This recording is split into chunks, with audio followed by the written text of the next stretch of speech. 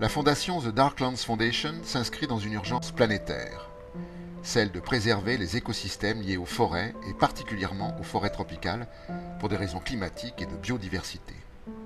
À Tierra Oscura, au Panama, sur la côte caribéenne, les populations locales vivent en symbiose avec l'écosystème et en sont les acteurs majeurs quant à leur équilibre grâce à la culture du cacao qui s'effectue en forêt.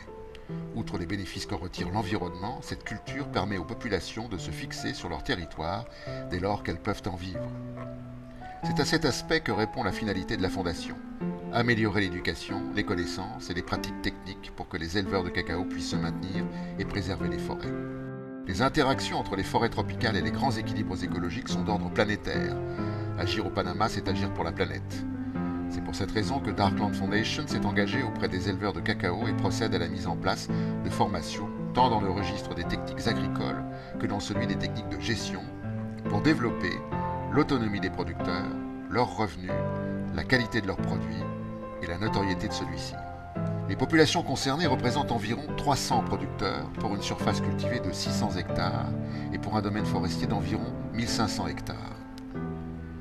The Darklands Foundation s'appuie sur les traditions et les savoirs locaux, sur les compétences et les recherches du ministère de l'Agriculture du Panama, sur l'aide des expatriés vivant à Tierra Oscura et très investie dans la préservation des forêts tropicales. En pratique, la Fondation a déjà réalisé 2 ateliers à destination des producteurs et notamment des productrices. La majorité sont en effet des femmes. Par ailleurs, la Fondation se propose d'encourager une polyculture génératrice de revenus et compatible avec l'écosystème forestier, comme notamment le plantain, la banane, la mangue, la cassave, le taro, le poivre, la muscade, les plantes médicinales. Le peu de moyens dont dispose la Fondation ne lui permet pas d'intensifier les programmes et les actions. C'est pourquoi celle-ci recherche un financement pour consolider et amplifier le cursus de formation notamment. Plus généralement, il s'agit de savoir si nous voulons confier la forêt à des industriels ou si nous voulons en laisser le soin à celles et ceux qui la connaissent, qui l'aiment et dont elles et ils dépendent.